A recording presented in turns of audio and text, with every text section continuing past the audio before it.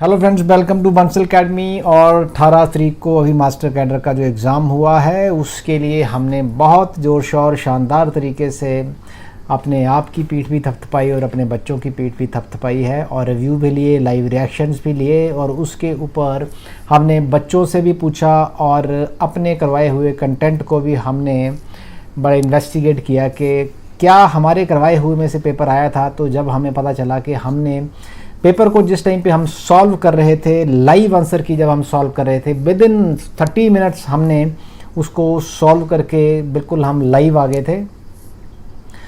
तो हमें पता चला कि जो जो चीज़ें हमने बच्चों को करवाई हुई हैं वो सारी के सारी पेपर में आई हुई हैं। अराउंड 250 में से 230 क्वेश्चंस तक, मैं नंबर बहुत ज़्यादा बोल रहा हूँ, हो सकता है आप हैरान हो इस चीज़ को सुन के, वो आया था।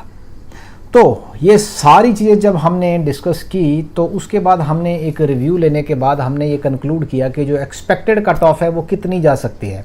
एक्सपेक्टेड कट ऑफ के पीछे नंबर ऑफ़ रीजंस थे और वो नंबर ऑफ़ रीजंस में कई ऐसे रीजंस हैं जिसको मैं शेयर भी करना चाहूँगा कि ज़रूरी नहीं है कि जो देखिए हमारे बच्चों ने तो एग्ज़ाम दिया है, अब उसमें से जो बच्चे हैं वो उन्होंने कितनी मेहनत की है उस पर डिपेंड करता है। तो 8-9 महीने से वो हमारे पास कोचिंग ले रहे थे और कई बच्चों के हमें कॉल भी आए हैं इस एक्सपेक्टेड कट ऑफ को देखते हुए। तो वो लोग 2 साल से मेहनत कर रहे थे, कोई 1.5 महीना तैयारी करके भी पेपर दे रहा था। तो जब हमने ये वीडियोस को पब्लिश किया अपनी, तो उस टाइम पे कई बच्चों के नेगेटिव कमेंट्स आए और काफ़ी डीमोटिवेटिंग कमेंट्स लोगों ने किए कि इतनी हाईएस्ट कट ऑफ कैसे जा सकती है और आप लोग ऐसे कैसे प्रेडिक्ट कर सकते हो, आप लोगों को डीमोटिवेट कर रहे हो। तो उसके एवज में हमने जो सोचा कि ऐसा है कि अगर लोगों को ये लग रहा है कि हमने डीमोटिवेट किया है तो उनके लिए हमने एक ये वीडियो अभी जो तैयार किया है, ये एविडेंस बेस्ड वीडियो तैयार किया है कि जो हमने करवाया है, जो बंसल अकेडमी ने कराया है, वो बच्चों को एग्ज़ाम में आया हुआ है और ठोक के आया हुआ है और तसल्ली से आया हुआ है।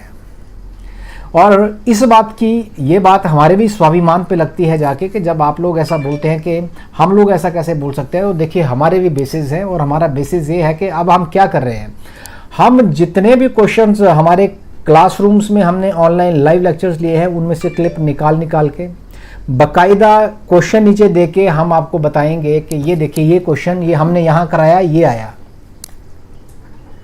ये बाकायदा ऐसा रहेगा। और जितने मैक्सिमम क्वेश्चंस हैं उन सब की क्लिप्स बनेगी, आप लोगों के सामने आएगी। और मैं आपको ये दावे के साथ कह सकता हूं कि जिस भी बच्चे ने, हमारे बच्चे ने अगर पूरे क्वेश्चन किए हैं तो वो 107 से 114 के बीच में नंबर लेगा और 100% लेगा। ये हमारी मैक्सिमम कट ऑफ है जो हमने बताई है। नीचे इसके कितने जाती है वो डिपेंड करता है। लेकिन एक और बात भी है, अगर आप ट्रेंड्स को देखो तो हर बार 10 नंबर इंक्रीज हो रहे हैं जो एक्सपेक्टेड कट ऑफ है। तो मतलब अगर 86 लास्ट टाइम गई है तो 96 मिनिमम रहती है।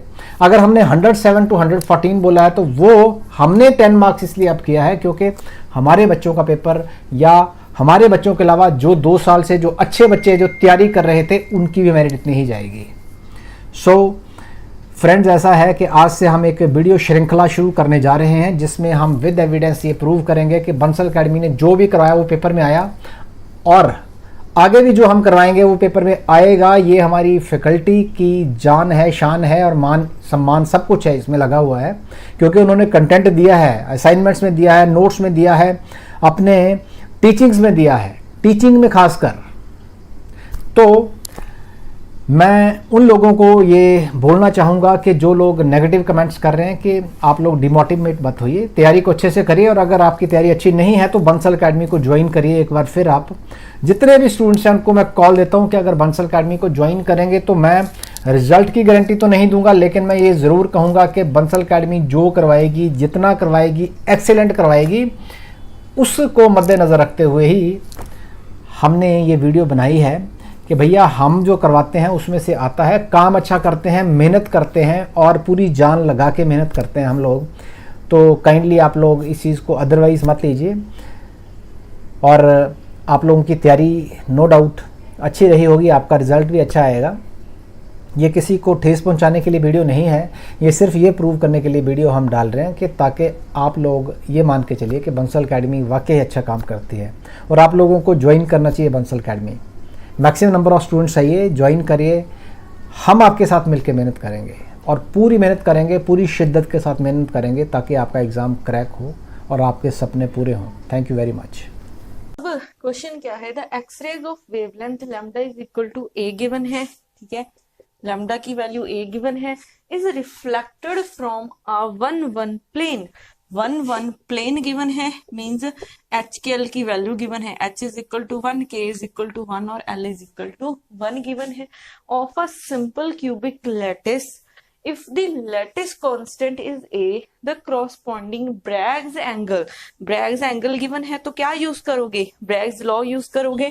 Bragg's लॉ किसके इक्वल होता है, 2d sin theta is equal to N lambda. अब क्वेश्चन में नहीं गिवन कि कौन सी ऑर्डर की रिफ्लेक्शन है, फर्स्ट ऑर्डर है, सेकंड ऑर्डर है, या फिर थर्ड ऑर्डर है, तो कौन सी मानोगे, फर्स्ट ऑर्डर, तो n की वैल्यू 1 रखोगे, तो 2d sin theta is equal to lambda, और लैम्डा की वैल्यू कितनी गिवन है, ए।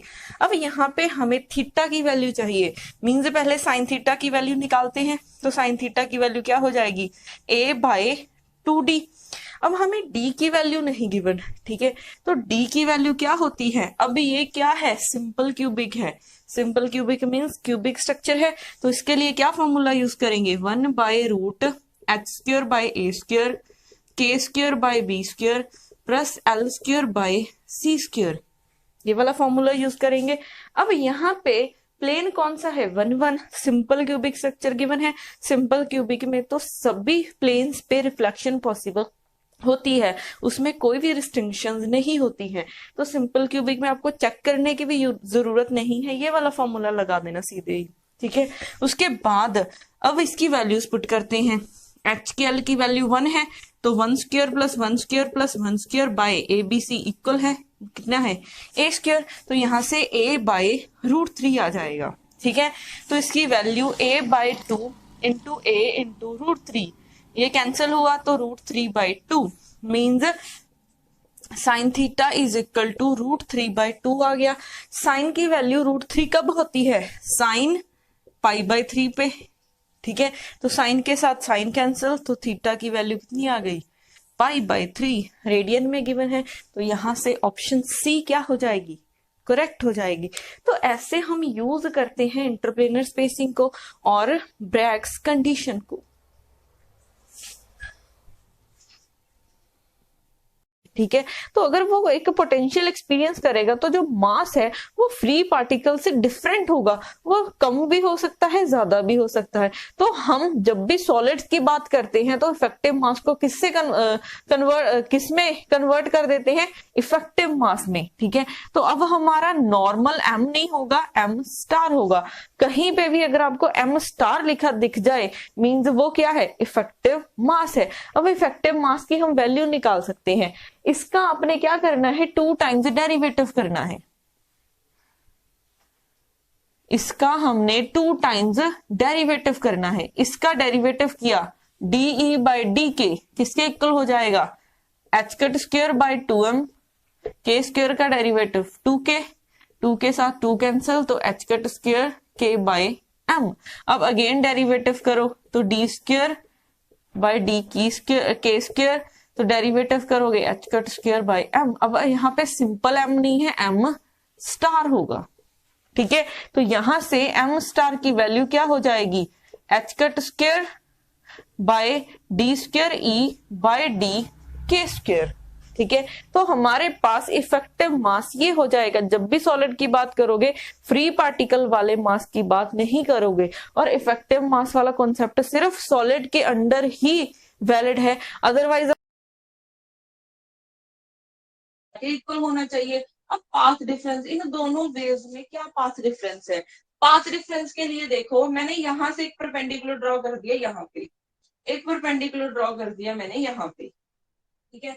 यहां से मैंने इस लाइन पे परपेंडिकुलर ड्रॉ कर दिया, एक यहाँ पे परपेंडिकुलर ड्रॉ कर दिया, और ये वाला एंगल मान लिया थीटा, और ये वाला एंगल भी क्या मान लिया, थीटा। अब आप लोग देखो इसके ऊपर देखो, ये दोनों क्या है, सेम आ रही है वेव। इसकी अगर आप इस तरफ देखोगे दोनों वेव्स क्या है, सेम है। इसका मतलब इतना आपके पास क्या आ गया है, ए से सी तक ये क्या आ गया है, पाथ डिफरेंस आ गया है, ठीक है।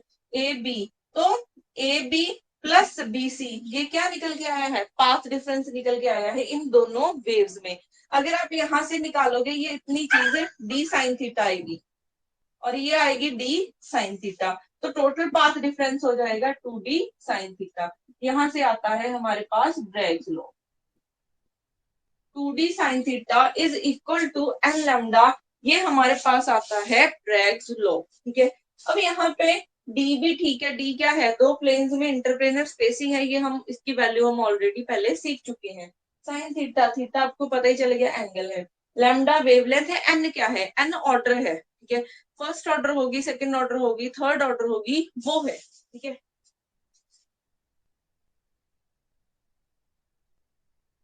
अब हमारे पास जो ब्रैग्स लॉ है ये निकल के आया है, 2d sine theta is equal to N lambda.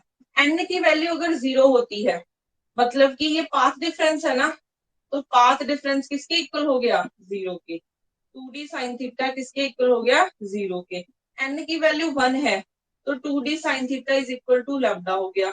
N की वैल्यू 2 है, तो 2d sine theta is equal to 2 lambda हो गया।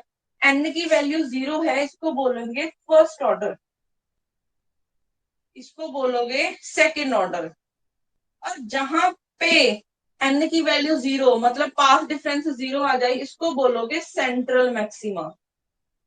शायद आप लोगों ने जिसने भी एमएससी की हुई है उन्होंने एक एक्सपेरिमेंट जरूर किया होगा, हमें तो यूनिवर्सिटी में करवाया गया था। एक लेजर लाइट फॉलो करवा के, स्लिट से पास करवा के हम लोग ना दीवार पे ग्राफ बना लेते थे, तो वहां यस मैम। पॉइंट्स बनते स्क्वायर के साथ वेरी करता है लो टेम्परेचर पे। अगर आप 1D में बात करोगे तो ये वेरी करता है टी के साथ। याद कर लो ये पॉइंट्स क्या है। 3D है तो टी क्यूब के साथ, 2D है तो टी स्क्वायर आ जाएगा, अगर 1D है तो क्या आ जाएगा, 1 आ जाएगी पावर। 3 है तो 3, 2 है तो 2, 1 है तो 1 आ जाएगा। किस पे, लो टेम्परेचर पे। और हाई टेम्परेचर पे कांस्टेंट ही रहनी है वैल्यू। चाहे इसको ऐसा लिख लो, एट लो टेम्परेचर 1D के लिए ये टी के साथ वेरी कर रहा है, 2D में ये टी स्क्वायर के साथ वेरी कर रहा है, 3D में ये टी क्यूब के साथ वेरी करेगा। ठीक है, एट हाई टेम्परेचर 1D में CV होगा 3R, 2D में सॉरी R होगा सिर्फ, 2D में होगा 2R, 3D में हो जाएगा 3R। वैल्यूज देख लो, ये इंपॉर्टेंट है जो मैं आपको अभी लिखा रही हूँ। 3D में 3R, 2D में 2R, 1D में क्या हो जाएगा, R हो जाएगा। अब ये था फोनोन्स के लिए, क्योंकि अब अगर आप सॉलिड की बात करोगे, सॉलिड की जो स्पेसिफिक हीट है ये फोनोन्स की वजह से भी होगी और इलेक्ट्रॉन्स की वजह से भी होगी। ठीक है, तो फोनोन्स की वजह से तो हाई लो पे मैंने आपको बता दिया। इलेक्ट्रॉन्स की वजह से कैसे वेरिएशन होती है, इलेक्ट्रॉन की वजह से ये सिर्फ टी के साथ वेरी करता है, चाहे आप 1D में हो, चाहे 2D में हो, चाहे 3D में हो, चाहे आप हाई टेम्परेचर पे देखो, चाहे लो टेम्परेचर पे देखो। हाई पे देखो, लो पे देखो, इसकी वेरिएशन ऐसी ही रहेगी। ठीक है, 1D में देखो, 2D में देखो, 3D में देखो, चाहे हाई पे देखो, लो पे देखो, जो specific heat due two electrons ये सिर्फ टी के साथ वेरी करेगी। तो जो ये मैंने समरी बताई है ये इंपॉर्टेंट है, तो इसको टिप्स पे कर लो, इसमें कोई डाउट है तो पूछ सकते हो।